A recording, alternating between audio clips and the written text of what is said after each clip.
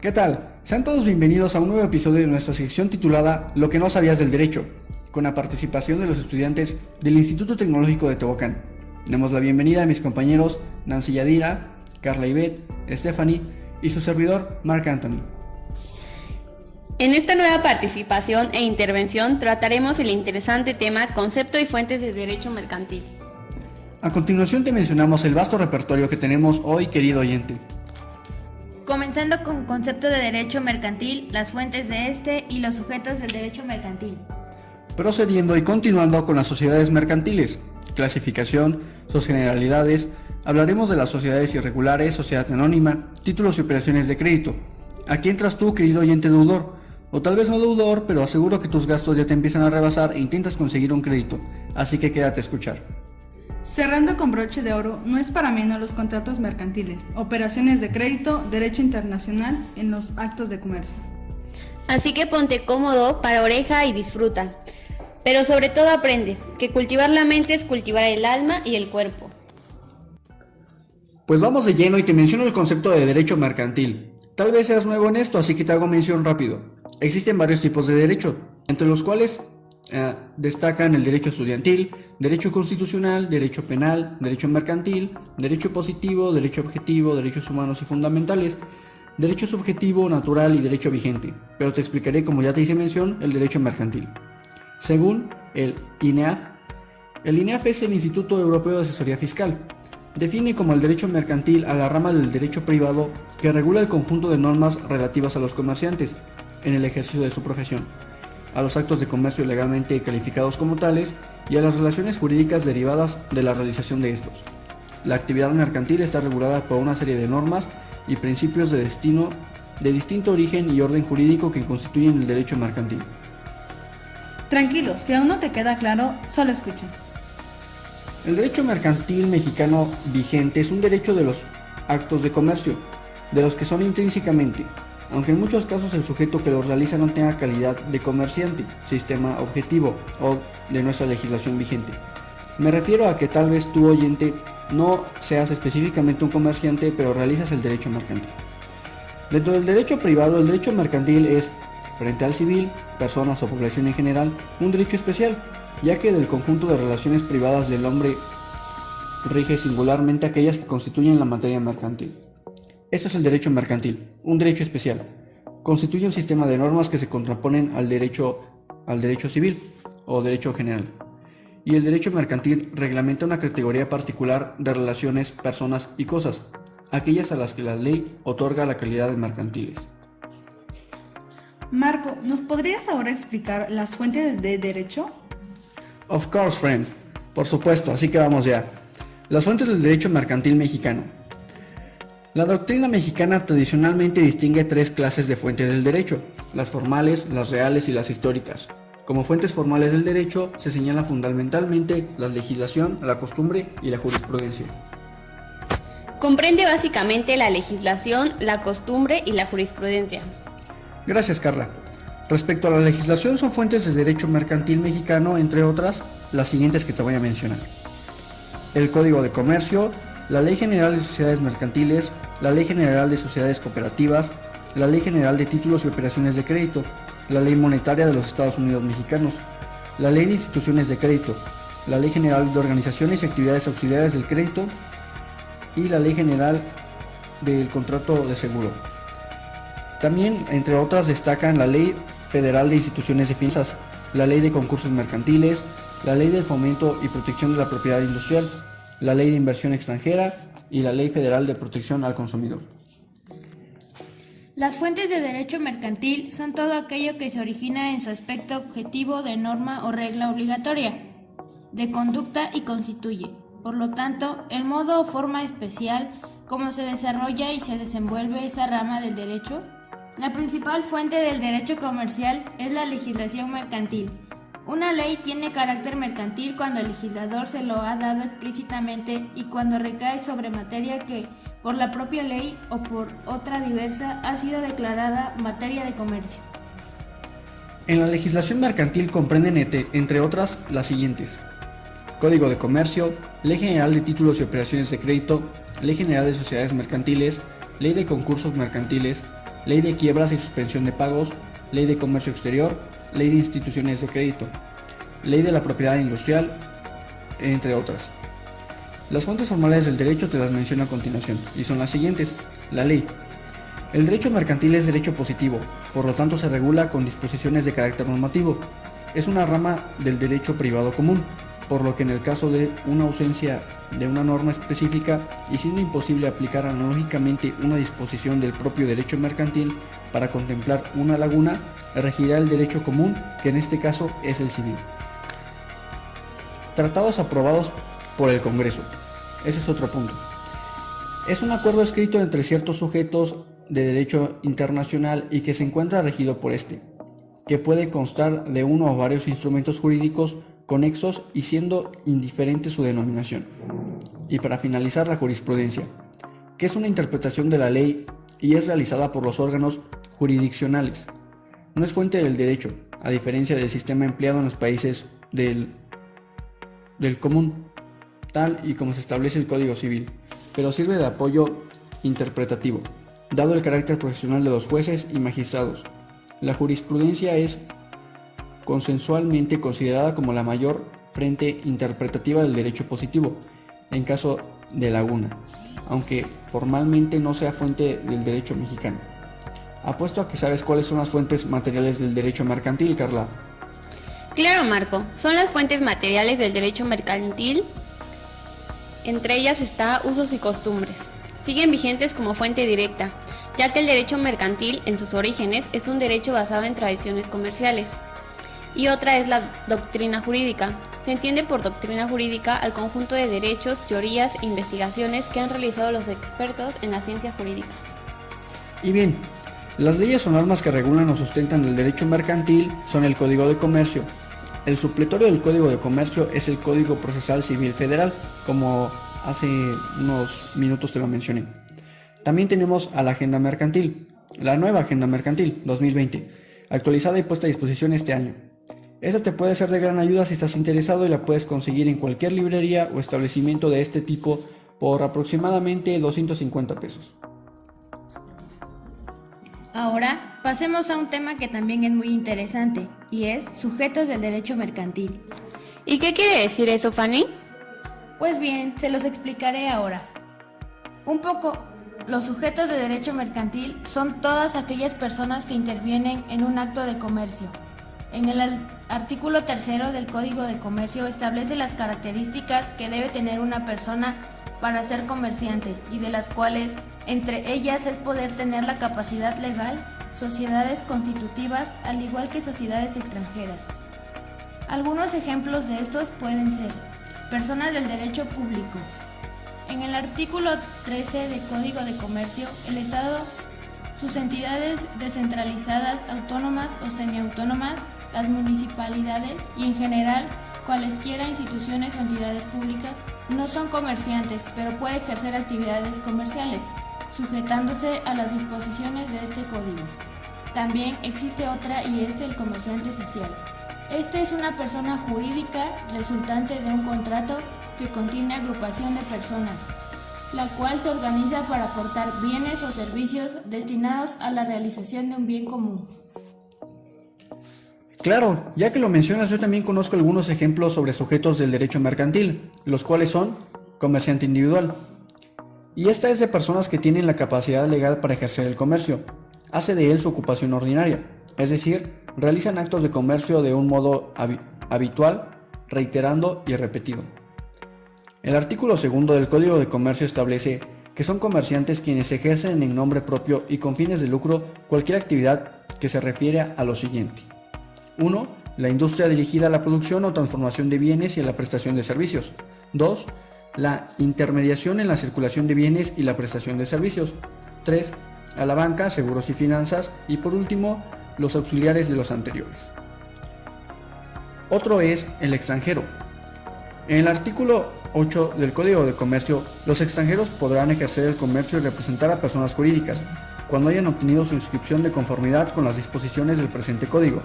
En estos casos, tendrán los mismos derechos y obligaciones, salvo los casos determinados en leyes especiales. Asimismo, los extranjeros deben tener su residencia en el país. Ahora haremos haremos menciones de algunas características de los sujetos para realizar actos de comercio. Actos de comercio accidentalmente. ¿Qué quiere decir esto? En el artículo 4 del Código de Comercio refiere como actos de comercio accidentalmente el que alguna persona, a pesar de no contar con algún negocio, si se le llama comerciante por el simple hecho de comprar o vender de forma casual e irregular. Y de esta forma el comerciante casual también quedará sujeto a las leyes mercantiles. Así también están los actos de comercios mixtos. Son aquellas en los que una de las partes lleva a cabo la acción de comercio y de la otra parte lleva a cabo el acto de manera civil. Bien, ahora vamos a hacer mención de algunas de las clasificaciones de las sociedades mercantiles. ¿Conocen algunas de estas? Sí, Fanny, yo conozco algunas sociedades mercantiles y de las cuales son: la primera es sociedad de nombre colectiva, que es aquella que existe bajo una razón social y en la que todos los socios responden de modo subsidiario, ilimitada y solidariamente de las obligaciones sociales. La segunda es sociedad en comandita simple, es la que existe bajo una razón social y se compone de uno o varios socios comanditados que responden de una manera subsidiaria, ilimitada y solidariamente de las obligaciones sociales.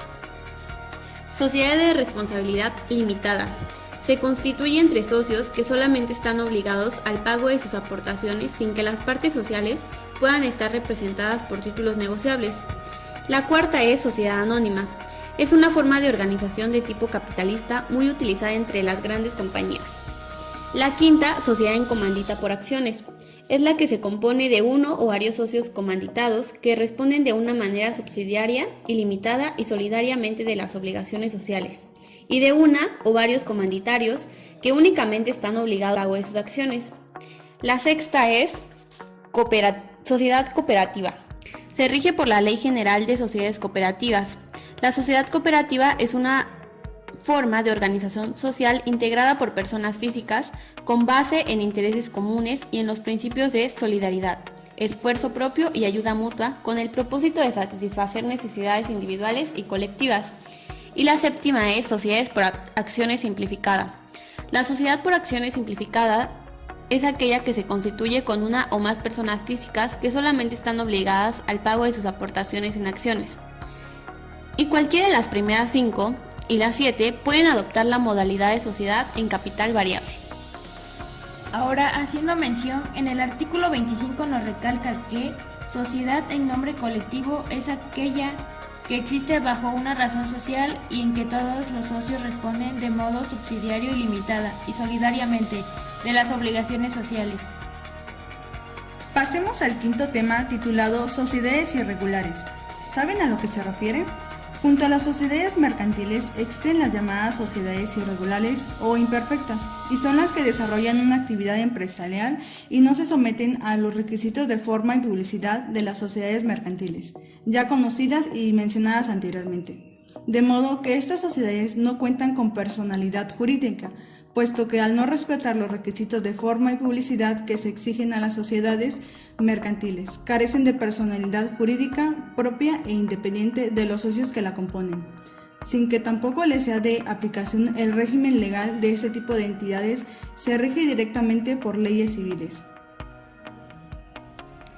Esto quiere decir que las sociedades mercantiles irregulares derivan del incumplimiento del mando, o sea, no cuenta con escritura pública o constitutiva inscrita en el registro de comercio. Así es importante saber que toda sociedad mercantil, para constituirse, debe contar con una acta constitutiva, en donde se prevén los lineamientos de su organización, administración, funcionamiento e incluso de su disolución y liquidación. Esto nos lo hace saber el artículo 2 de la Ley General de Sociedades Mercantiles. Y de lo que podemos resaltar lo siguiente: en este artículo las sociedades mercantiles inscritas en el Registro Público de Comercio tienen personalidad jurídica distinta de la de los socios, salvo el caso previsto en el artículo siguiente. No podrán ser declaradas nulas las sociedades inscritas en el Registro Público de Comercio. Las sociedades no inscritas en el Registro Público de Comercio que se hayan exteriorizado como tales frente a terceros, consten o no en su escritura pública, tendrán personalidad jurídica. Los socios no culpables a las irregularidades podrán exigir daños y perjuicios a los culpables y a los que actúen como representantes o mandatarios de la sociedad irregular. Ahora entiendo, yo conozco un ejemplo de ello, como cuando deciden crear una sociedad con el fin de vender servicios de banda ancha y redactan un respectivo contrato social. Los socios establecen obligaciones y deberes para ambos, fijando el objeto social, pero dicho documento no es legalizado ni inscrito ante el registro de comercio. Esto es lo que la torna irregular.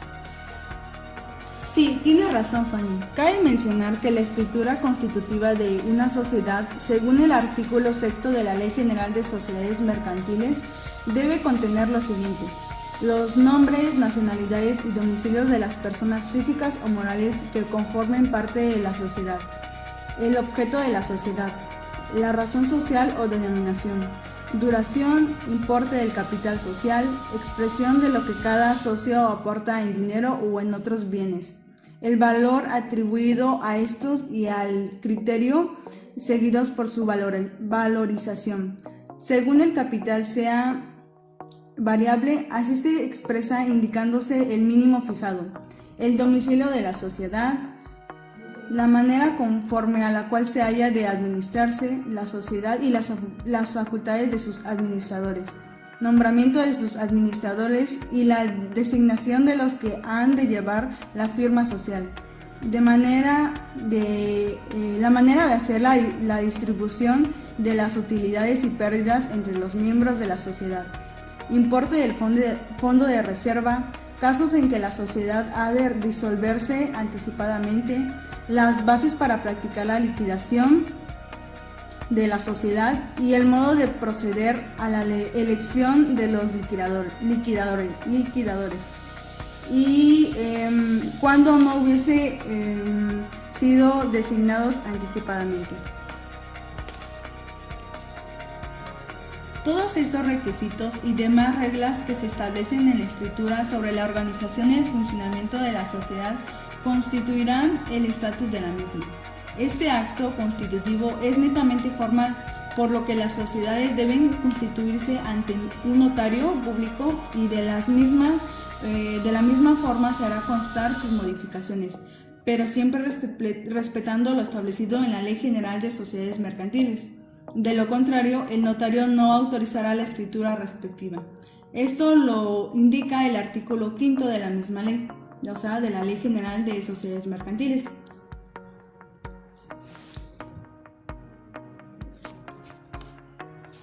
Por su parte, atendiendo el artículo 27 del Código de Comercio, los actos de comercio no inscritos en el Registro Público de Comercio causan que solo produzcan efectos entre los socios, lo que quiere decir que no podrán perjudicar a un tercero y los terceros podrán aprovecharse del acto en lo que les fuese favorable. Es realmente interesante saber todo esto. Ahora todos conocemos lo que significa realmente este tipo de sociedad. Y eso es solo el comienzo. Ahora hablemos de otro tipo de sociedad, la tan llamada sociedad anónima. ¿Sabes qué es una sociedad anónima? Bueno, una sociedad anónima es un tipo de sociedad mercantil en la que la responsabilidad de los socios se limita al capital que han aportado. La Ley Federal de Sociedades Mercantiles define a todas las sociedades tomando en cuenta dos elementos: el número uno, o el nombre bajo el cual se constituyen, es decir, una razón o denominación social. Y número 2, el tipo de responsabilidad de los socios por las deudas de la sociedad. De esta manera, el artículo 87 define que la sociedad anónima es la que existe bajo una denominación y se compone exclusivamente de socios cuya obligación se limita al pago de sus acciones.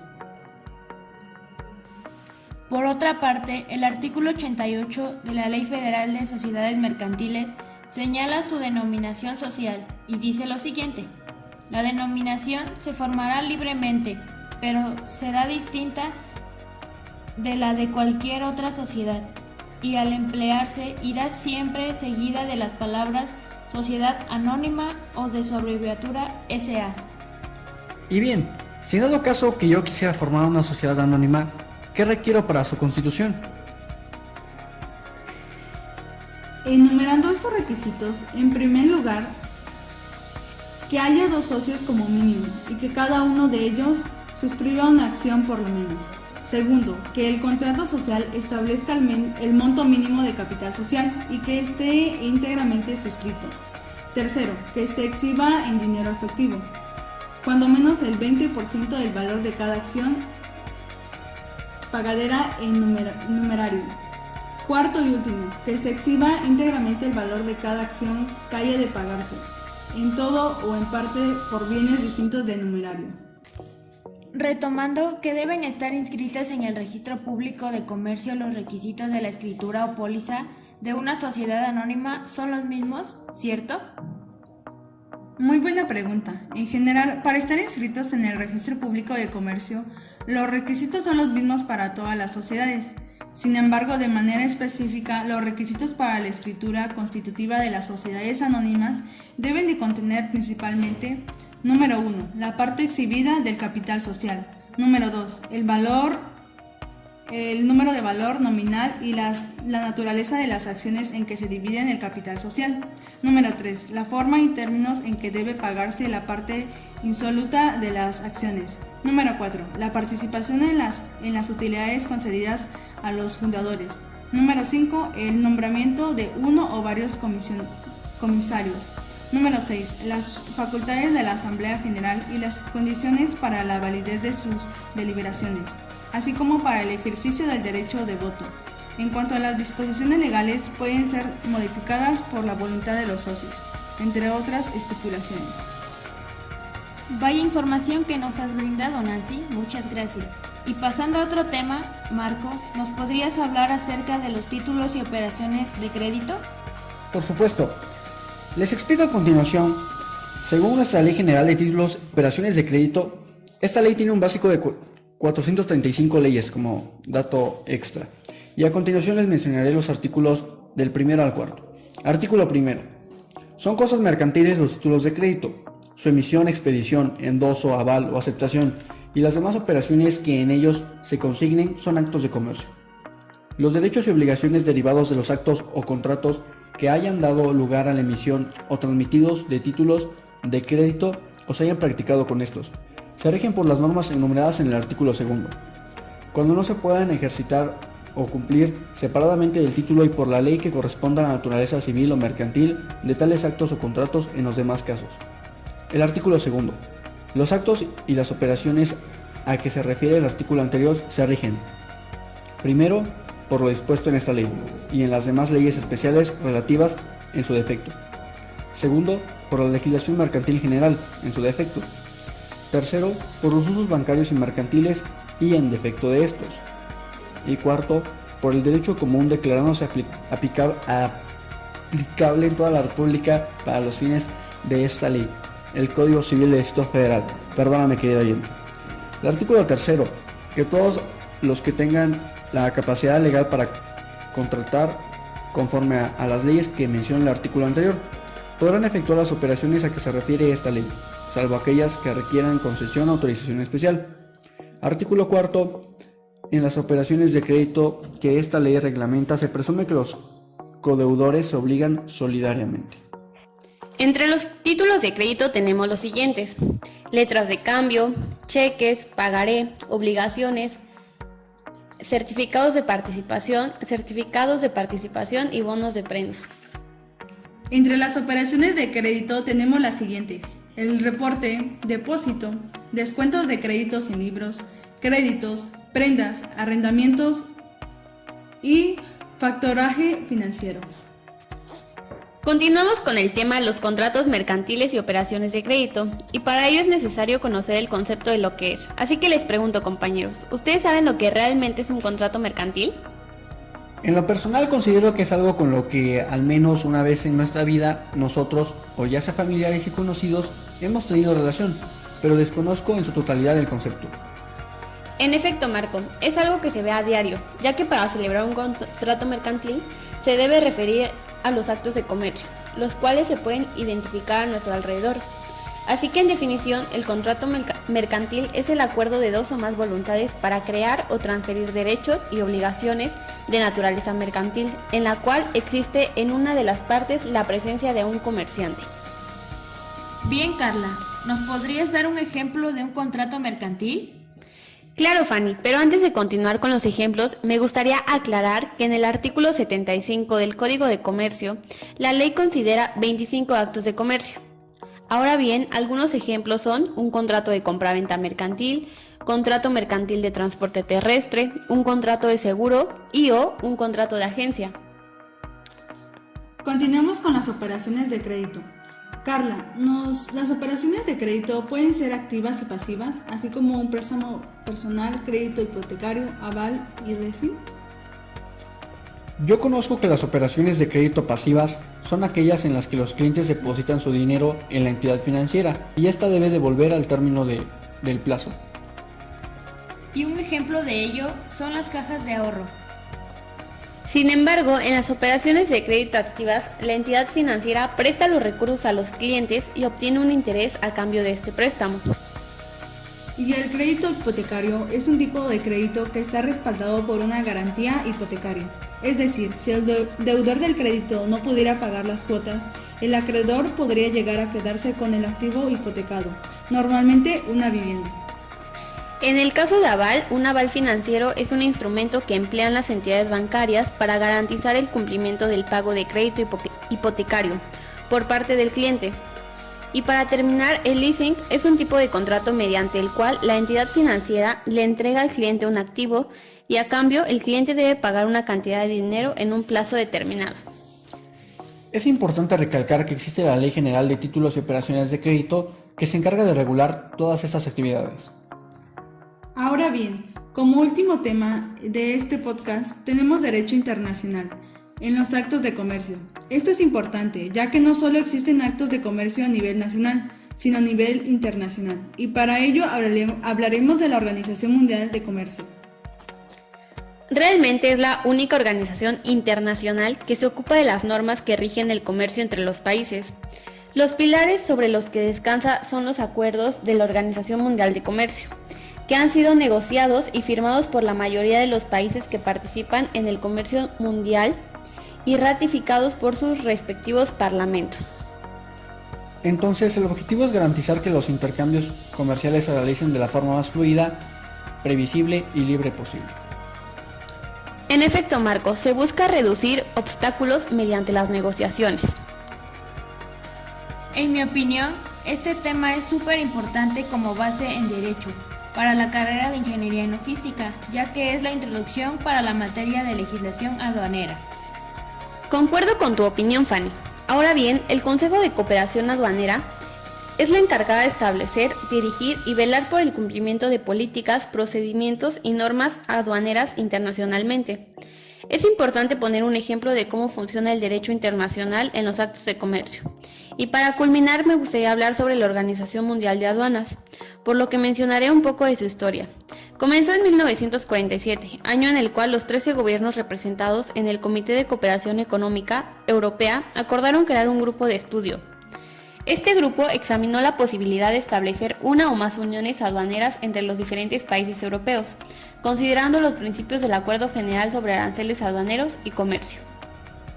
Yo sé que México es parte de la OMA desde el 8 de febrero de 1988. Es correcto, Marco, y hoy en día la Organización Mundial de Aduanas representa 180 países que en conjunto son responsables del 98% del comercio mundial. ¿El 98%? Vaya, eso sí que es una clara representación de cómo funciona el derecho internacional en relación con el comercio. Y como anteriormente comentaba Fanny, en la materia de legislación aduanera trabajaremos con el sistema armonizado, el cual es el sistema más utilizado para la clasificación arancelaria de las mercancías a nivel mundial.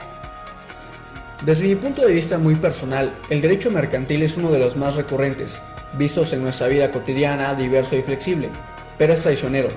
El dinero es el factor ponderante aquí, por lo que se debe tratar estos asuntos con el mayor cuidado y atención posibles. Es fundamental tener los conocimientos, aunque sea indispensables, de esta rama del derecho, para que no nos engañen con algún documento de cualquier tipo. Puede ser un contrato, un documento de crédito, muy recurrentes hoy en día, y cosas más complejas como contratos de aranceles, sociedades, etc. Las leyes se contraponen o se complementan unas a otras, por lo que es difícil llevar a cabo el derecho mercantil. Las nuevas tecnologías ayudan bastante, pero también perjudican, como en el caso de las sociedades simplificadas. Mi opinión personal: recurrir y llevar a cabo el derecho mercantil cuando sea necesario y por ambas partes, ya sea siendo la persona que está vendiendo, firmando un contrato, rentando una propiedad, o por la otra parte, siendo la persona que está comprando, elaborando un contrato, arrendando una propiedad. Se debe tener mucho cuidado y tener bien en cuenta las leyes y los factores externos a considerar para que se lleven a cabo bien las cosas. Ahora bien, gracias a todo lo mencionado anteriormente, se da por entender un poco más a lo que se refiere sobre los sujetos del derecho mercantil. Sí es muy importante, ya que con esta información se sabe un poco más sobre también de lo que se debe utilizar para el derecho mercantil y lo que se necesita para tener algún negocio o crear alguna empresa. Es posible disponer de una instancia de mediación y también sirve porque así las personas físicas que quieren iniciar teniendo algún negocio sepan bajo qué artículos o leyes pueden trabajar para que no se tengan problemas en cuanto ya se tenga el negocio. Es por eso que es bueno investigar detalladamente a lo que se refiere esta misma y que aporta algo más a lo que sé, porque, como dije, en caso de poner o presentarse algún inconveniente en cuanto a esto, ya se tienen algunos conocimientos sobre algún negocio. De mi parte, también considero importante tener presente y conocer características y finalidad de cada una de las sociedades mercantiles que elaboran actualmente en el país. No solo por la parte del conocimiento, ya que nunca sabemos cuándo, tal vez de manera indirecta, estemos involucrados en alguna de estas sociedades. Como en el caso de las sociedades irregulares, como lo mencionamos, se caracterizan porque no cuentan con la inscripción en el Registro Público de Comercio. No es un acto grave, pero puede llegar a tener efectos favorables o perjudiciales entre los socios. O también pensemos que alguno de nosotros, o incluso tú mismo que nos estás escuchando, has pensado en asociarte y aún no conoces con exactitud cuál de estas sociedades te puede convenir y se asemeja a tu caso. Por esta razón, nunca es tarde para conocer e informarte de las sociedades mercantiles planteadas dentro del derecho mercantil.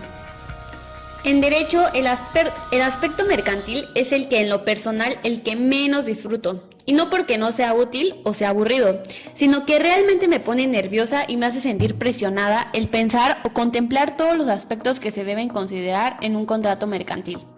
Pero sin duda alguna tenemos que aprender a trabajar en ello, y no queda otra cosa más que estudiarlo. Así que yo invito a todas las personas, inclusive a aquellas que no ejercen una profesión, a que conozcan y se informen un poco más acerca de los contratos mercantiles y operaciones de crédito. Es súper importante tener los conceptos base. Ahora, por otra parte, cuando hablamos de derecho internacional, es fascinante relacionarse con actos de comercio en un sistema globalizado y armonizado. Esto me lleva a pensar qué intercambio cultural tan grande debió existir para lograr un acuerdo entre tantas naciones. Y como lo mencionamos, un claro ejemplo está en el trabajo que realiza la Organización Mundial de Aduanas. Como se sabe, para la importación y exportación de mercancías se necesita una fracción arancelaria que ayude a identificar lo que se está transportando. He ahí la presencia del comercio internacional junto con legislación aduanera. Para dichas actividades existe un sistema armonizado que crea un conjunto de fracciones que son aplicables internacionalmente. Así, la fracción que tiene el chocolate aquí en México es la misma que la que tiene Estados Unidos o bien China. ¿Qué tan difícil habrá sido llegar a un acuerdo y lograr un sistema armonizado? Me encanta conocer un poco de historia sobre ello y sin duda alguna ver los logros y cómo es aplicable en las actividades de comercio de la actualidad.